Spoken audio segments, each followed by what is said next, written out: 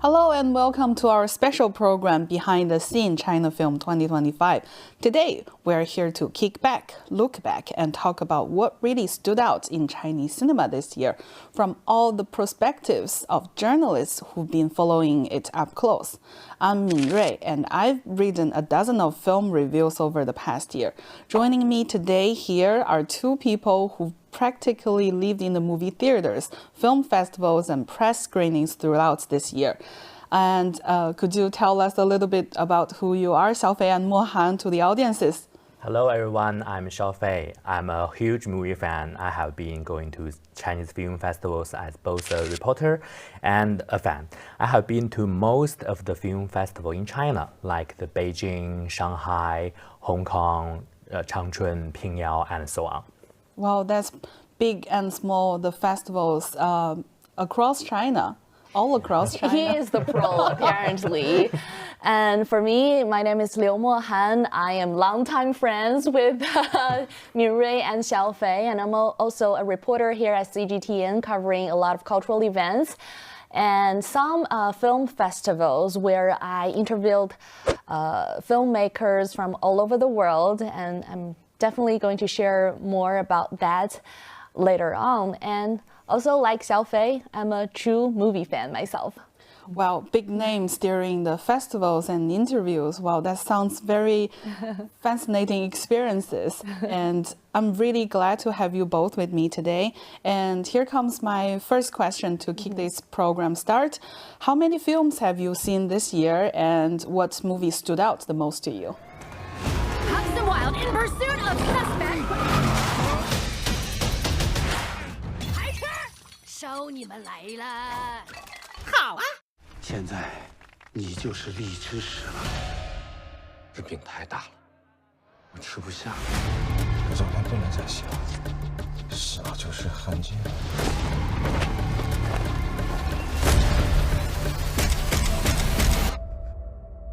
Well, one movie I have to mention is哪吒 2, that animated blockbuster. This is a very important milestone in the history of world cinema.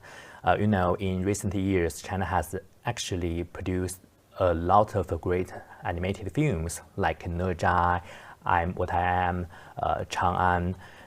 The industry is growing really fast.哪吒success didn't come out of nowhere. I think a big reason for this is the increase in art colleges. Over the past few decades, more people are able to study painting and film, and this has helped build a large pool of talented professionals. These movies were made by big teams of skilled Chinese animators. Plus, many of them get their creative inspiration from traditional Chinese stories and culture, which makes them even more popular.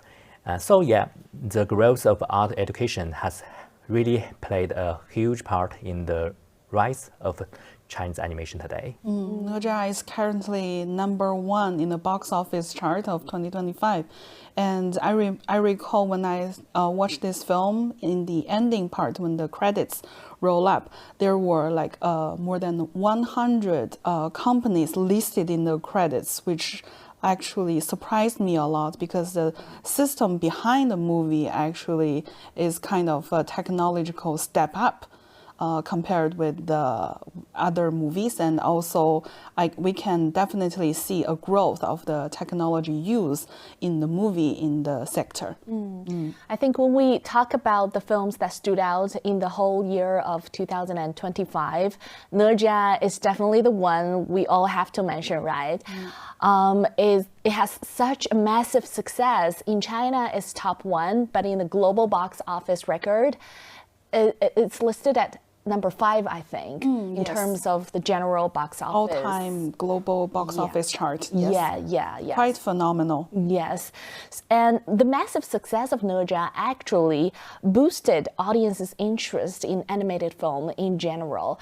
And after this work, you see release of films like 浪浪山、小妖怪, Nobody the film. and The Legend of Luo Xiaobei, and so on. And people love it so much. And these movies actually sustained the momentum of domestic animation.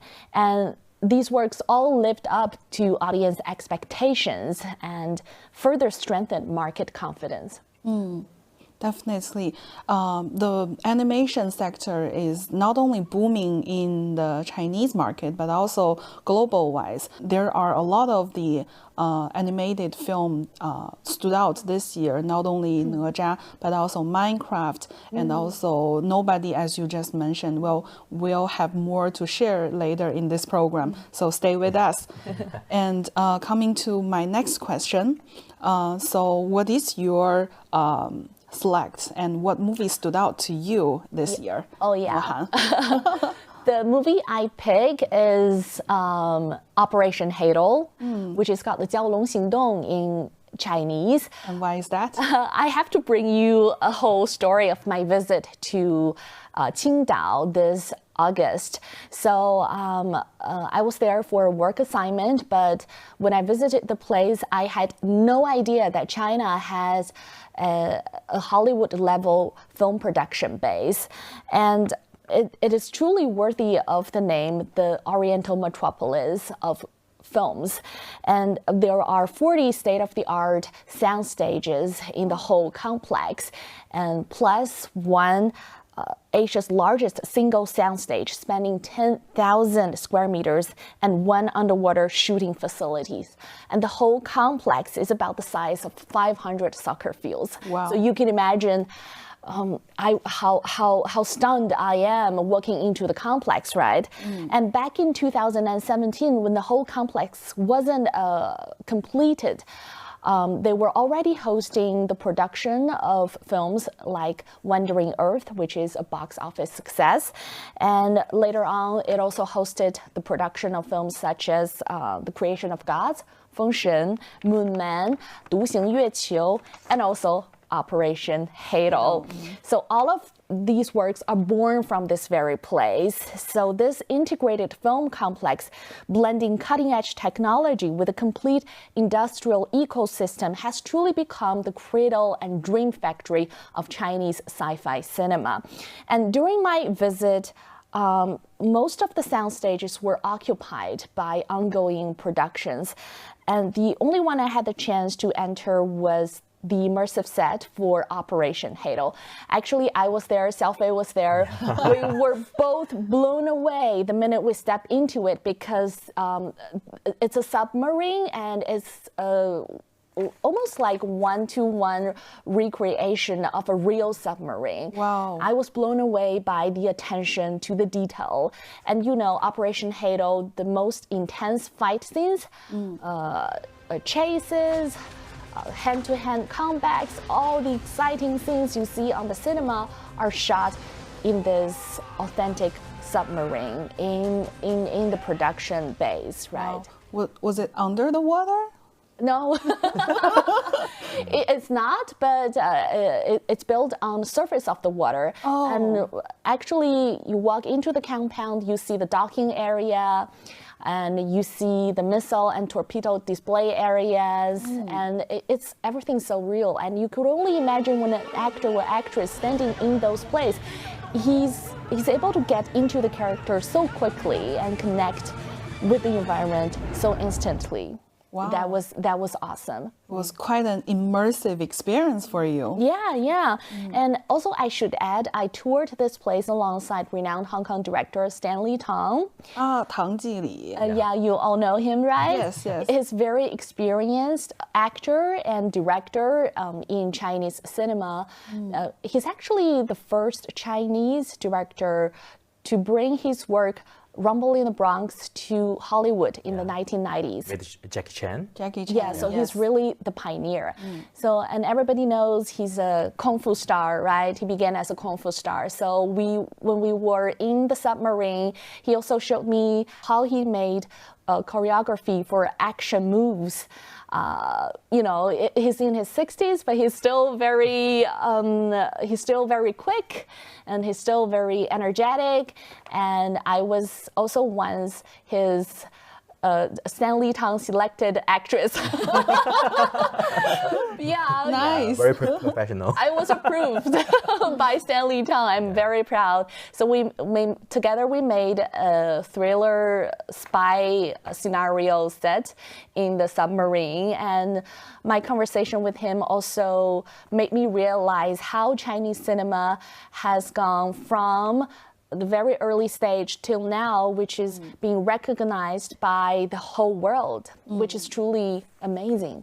Wow. So the real set in the gigantic studio, and the title itself, Operation Heido, is a milestone for the Chinese cinema. It's because it's the very first nuclear submarine film, right? Yes, yes. So the topic is really unique, and it tells a gripping story. Plus, the intense fight scenes, the visual effects. So this is the one I definitely pick for 2025. Good What about stuff. you?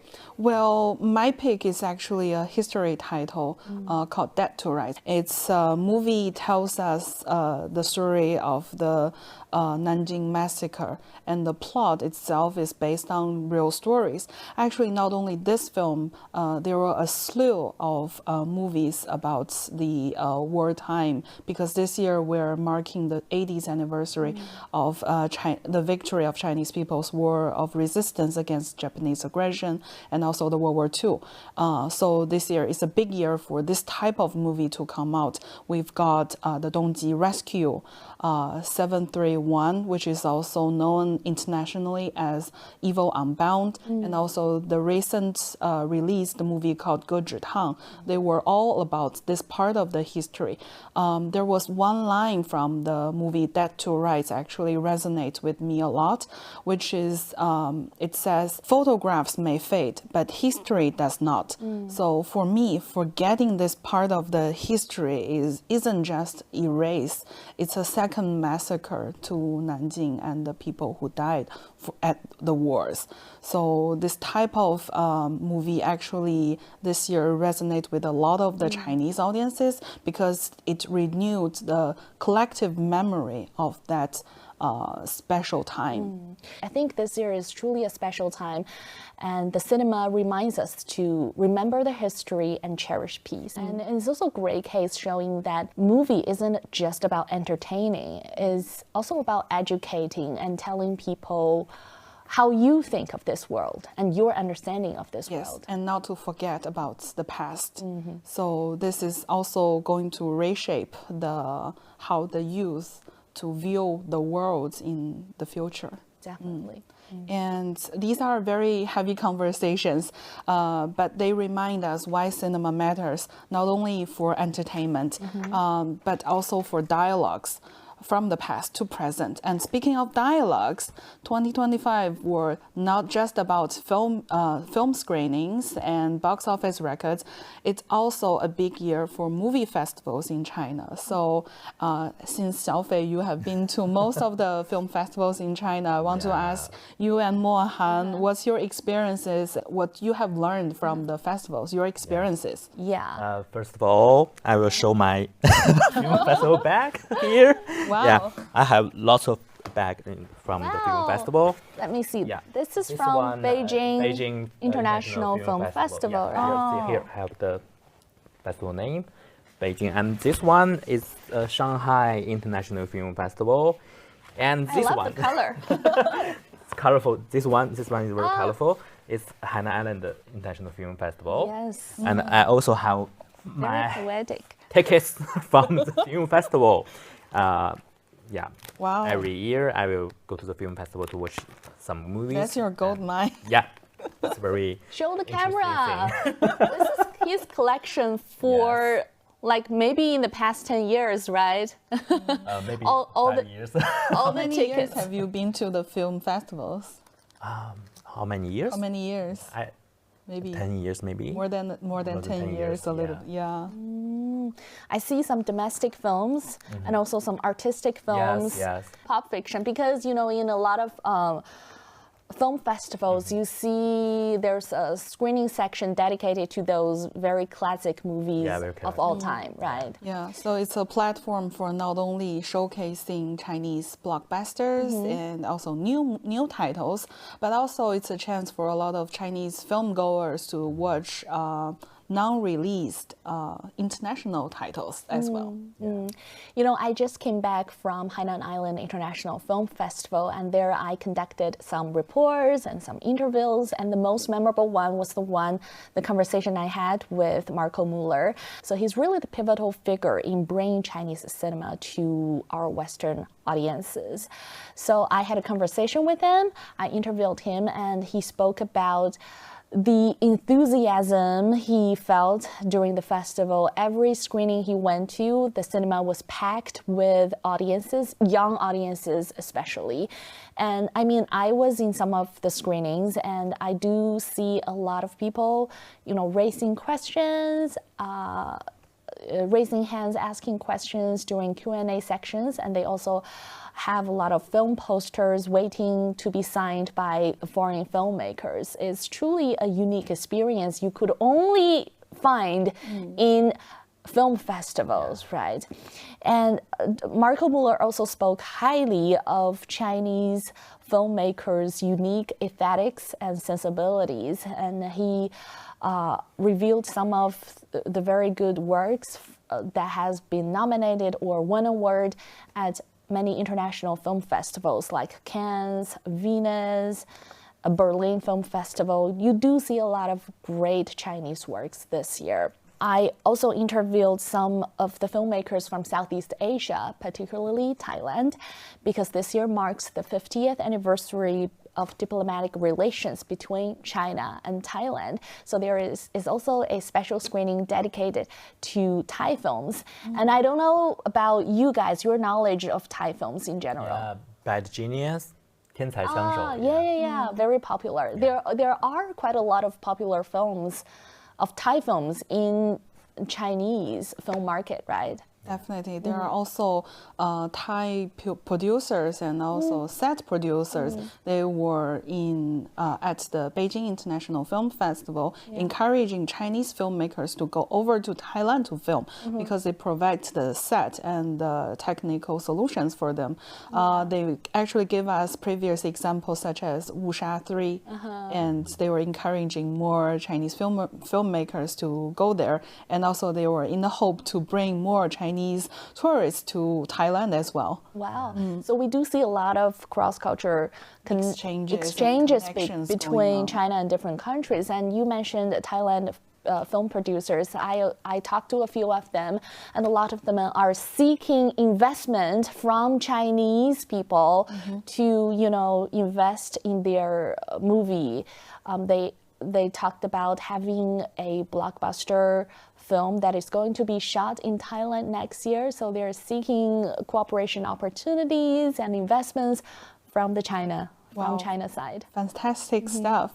So apart from your merch, Xiaofei, I was wondering, what else have you explored the festivals? Yeah, I think film festivals always come up with their own cultural and creative products.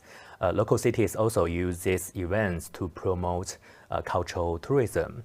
For example, at this year's Shanghai International Film Festival, the old Caoyang cinema reproduced the tickets from the Caoyang cinema of the 1970s, and people could stamp their own seat number on it, and that was a pretty special experience, I think. And the Hainan Island International Film Festival holds open-air screenings on the beach. That's really fun. It not only highlights what Sanya is known as a coastal city, but also gave audiences a unique experience. Sounds really romantic. Yeah. Watching film on the beach. We did a live stream on the beach cinema together, and the people people are asking. My audiences are asking, "Oh, where's this place? Where's this place? Tell me." Yeah, people are eager to come to China, not only to feel the scenery, but also get to know more about Chinese movie works. I need to watch a film on the beach sometime in the future. You know, at the end of the year, it's a very rewarding experience for us. Yeah, and China travel with Chinese film is really catching on in China.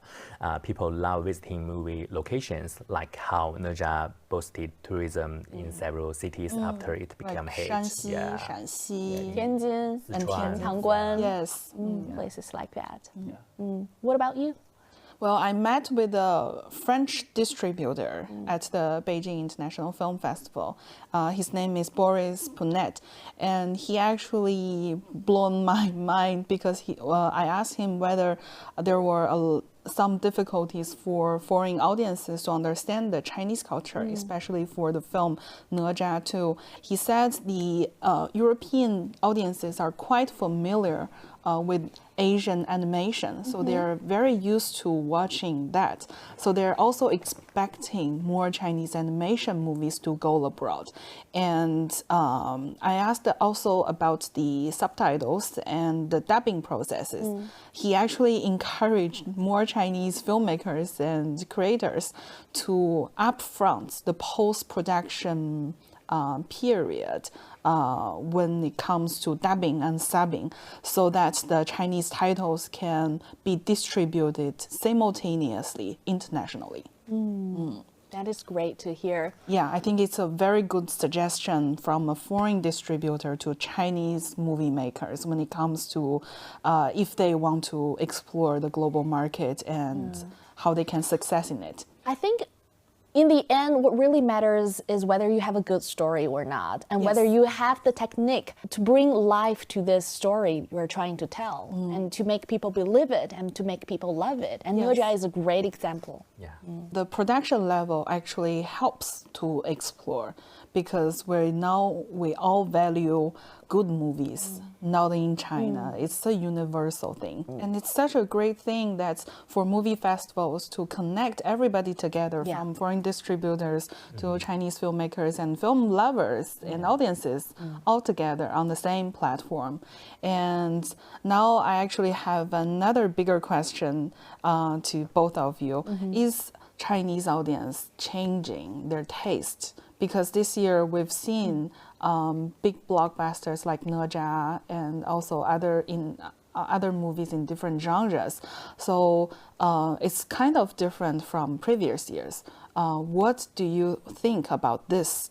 Are the young audiences becoming more selective? Are they developing more specific trends or tastes? Well, before answering this question, I would like to reference an online survey. So according to the numbers, 32% of viewers now prefer watching domestic films. And while viewership of Hollywood movies has decreased by 17%, indicating a notable downward trend. And as for motivations to visit cinema, engaging themes and stories, high ratings or positive reviews, visual effects, high production quality, and resonating with audience emotionally or striking a personal chord, these are all the primary reasons for an audience to go into the cinema to enjoy a movie. And as for me, because this reminds me of the movie that I watched this year, which is called The Lychee Road, 长安的荔枝. It's adapted from Ma Boyong's best-selling novel of the same name. And I personally love the novel so much, so I went into the cinema to see. And I think it's such a great adaptation because the whole story is set in Tang Dynasty. But it cleverly ties into some well-known historical anecdotes of Counselor Yang's love for lychees. And at the same time, it weaves in the nuanced dynamics of modern workplace.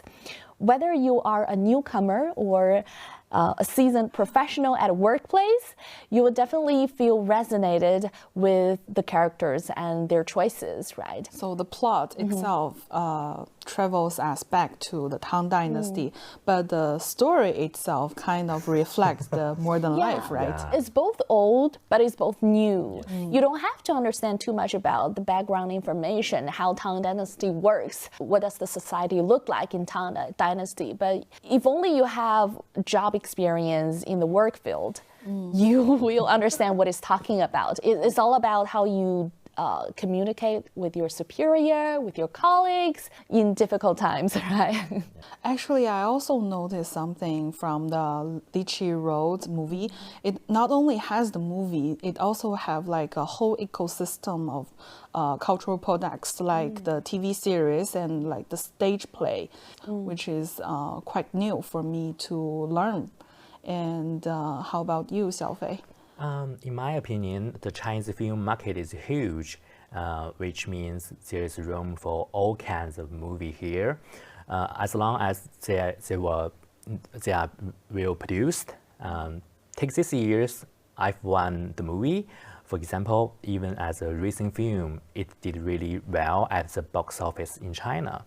Another good example is Spanish director O'Neill Polo. His movie like The Invisible Guest and During the Song have also been very popular with Chinese audiences, scoring high ratings and strong ticket sales. Yeah. So the tastes are more diverse. Yeah. And I think Chinese audience never fail to reward a truly great film, be it domestic or foreign film. F1, you mentioned, The Invisible Guest are all of my favorites. Yeah. And over the years at Chinese film festivals, you will notice more and more films from different countries making their way here. This shows the progress in global film culture exchange and highlights how huge the Chinese film market is, I think. Definitely.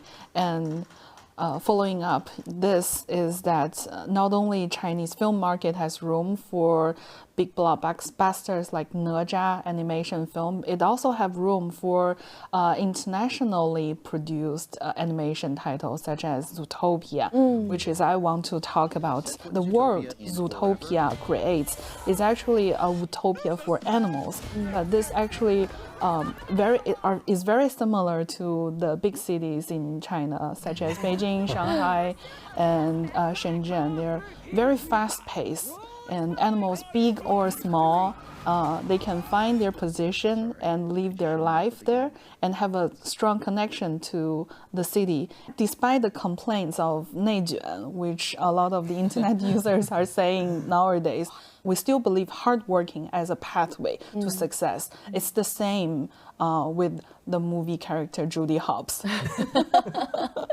Well, I just went to the cinema and watched Zootopia 2nd in the past weekend, and I absolutely love it. I love the characters, and who wouldn't love having a partner and friend? I think this is the part that really strikes a chord with audience, because we all have a very good friend. We all go on adventures with a friend or take on challenges with a friend. The story itself is very gripping, and not to mention these very cute cartoon figures, Judy and Nick. Yes, it's a typical family movie, good for the kids to watch, and also the adults. When we see the film, we also find values from it. Yeah, I also noticed that this film had a pet-friendly screens. Yeah, where many viewers brought their pets to the cinema. It's very curious. I think it's buzzing on the internet now. Yeah. This really says a lot about Chinese cinema. We can accommodate the need for every audience, whether you bring your child, you bring a pet, you bring your family, there's always a place for you. And also I noticed one thing, that the cinema actually lowered the volume for the pet friends. So Very sweet. Yeah, it's a very heartwarming thing they do. When global creators generally engage with Chinese audience, they gain recognition that reaches far beyond single market. And talking about the bigger picture, China's film market selecting the global content, we've got Li Yu joining us online from CGTN Spanish department. Hi, Li Yu. Thank you so much for having me. It's a real pleasure to join you remotely. I hear you've been keeping a close eye on Chinese animation and even got a chance to visit the Shanghai Animation Film Studio to chat with the creators of the film called Nobody. Can you tell us a little bit about what you saw there and learned? I'd love to share two key takeaways from my recent interview with the team at Shanghai Animation Film Studio and the creators behind Nobody. First, there is a truly unwavering respect for animation roots. Shanghai Animation Film Studio, founded back in 1922, produced classics like Monkey King. Today's creators honor the legacy, keeping Chinese animation grounded and culturally confident. Second, we are seeing some remarkable creative breakthroughs. The team behind Nobody took a bold approach by centering the story on ordinary, overlooked characters, and that choice resonated deeply with the audience. Beyond individual film, there is also a thriving animation ecosystem. Platforms like Bilibili have become gathering spaces for young creators and fans, while short-form animation aligns perfectly with how global audiences consume content on digital platforms today. So when we talk about the current boom in Chinese animation, it's really no accident. It's a result of decades of groundwork, where heritage and innovation reinforce each other. This year, the Spanish language film have been gaining more attention in China. What are your observations on this trend? That's really interesting trend to watch this year. One thing I have clearly noticed is that the Spanish language film are gaining much stronger visibility in Chinese major international film festivals. Multiple titles were shortlisted for main competition awards, and several of them won key prizes, highlighting how Spanish language notification storytelling is also resonating strongly with Chinese juries and audience.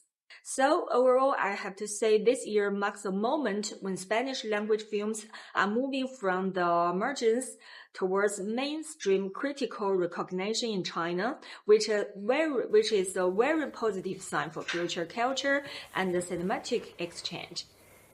Chinese films are actively reaching out to the international market. How do you see this trend developing? This trend we can clearly see accelerating right now. I think Chinese cinema is entering a phase of more confident and more strategic global engagement. On the one hand, there is growing international market impact. A good example is哪吒 2, which did not just perform exceptionally well at home, but also drew significant attention overseas. On the other hand, we are seeing deeper institutional and festival-level collaboration. The partnership between the Shanghai International Film Festival and the San Sebastian International Film Festival is a strong signal, I think. And this kind of collaborations go beyond one-off screening. They create long-term channels for cooperation, talent exchange, and mutual visibility within the global film circuit. So overall, I have to say Chinese cinema is no longer just going out to be seen. It's increasingly joining global conversations as an equal participant, with clearly positioning, stronger confidence, and a more sustainable international strategy. Thanks a lot, Li Yu, for these great insights on animation and Chinese film going global. Really interesting stuff. Now let's switch gears and talk about China-Russia film exchanges this year. We're joined online by Xie Min, a reporter who's been following collaborations between the two countries. Hi, Xie Min. Thanks for having me. It's great to join you online and share some insights on China-Russian film exchanges this year. To start with, what highlights stood out in China-Russia film exchanges this year? This year, China-Russian film exchanges have been especially active. One clear highlight was the Russian release of哪吒 2 in May. It was very well received, particularly by families. Industry professionals noticed this too. Yulia Asentiska, chief producer of Soyuz Mode Film, told us in an interview that she was impressed by the animation quality, especially details like costumes and hair textures. She also pointed out how fast Chinese animation technology is advancing. Another important moment came in September when Dead to Rights was released in Russia. Based on the Nanjing massacre, the film served as a reminder of history and peace and helped Russian viewers better understand the shared wartime experience between China and Russia. We also saw strong festival exchanges. As we celebrating the 75th anniversary of China-Russian diplomatic relations, Chinese film festivals were held in Moscow, Kazan, and St. Petersburg, while Russian film festivals took place in Beijing, Xining, and Lanzhou. These events created direct connections between filmmakers and audiences on both sides. And as a co-production, how has Red Silk been received in the market? The Red Silk is a very representative China-Russia co-production based on real historical events.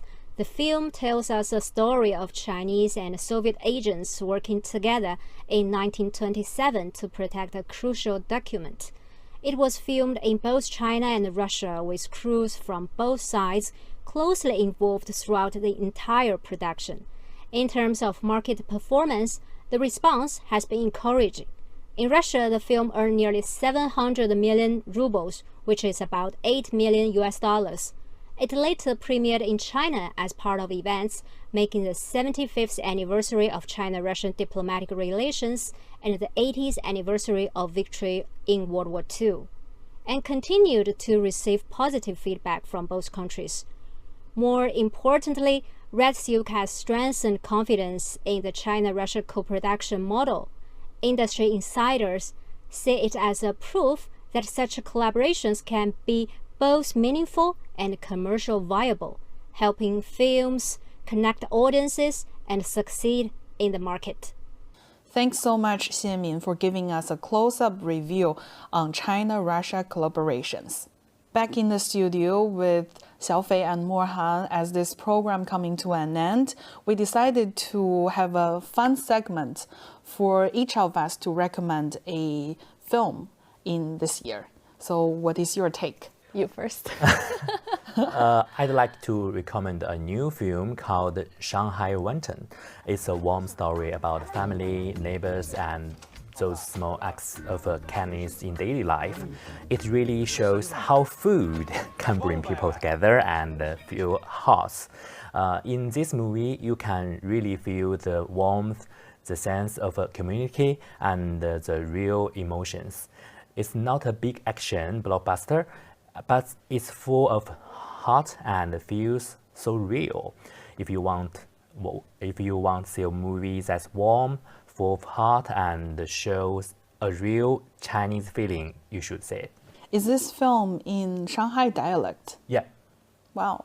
Cool. Looking forward. Well, for me, so the movie I recommend is Detective Chinatown 1900. So this epic prequel takes the franchise back to 1900 San Francisco's Chinatown, blending classic comedy plus suspense vibes with raw historical truth, partly shot in the United States of America. So I highly recommend. Fun stuff. What about you? Well, my pick is called Shenzhou 13. It's an documentary movie produced by CMG with 8K ultra high definition quality, and it's the first actually 8K documentary feature filmed in space. So it's quite a record-breaking thing, and also it take a look at the taikonauts' life in the space. So it's fun and tech-heavy. If you have chance, I recommend it. Thank you for sharing, and thank you to all of our guests, both online and here with us, for your insights. As we wrap up today's conversation, one thing is clear: Chinese cinema in 2025 is more diverse, more confident, and more open than ever before. We look forward to another year of story worth telling and films worth watching. Thanks for watching, and bye for now.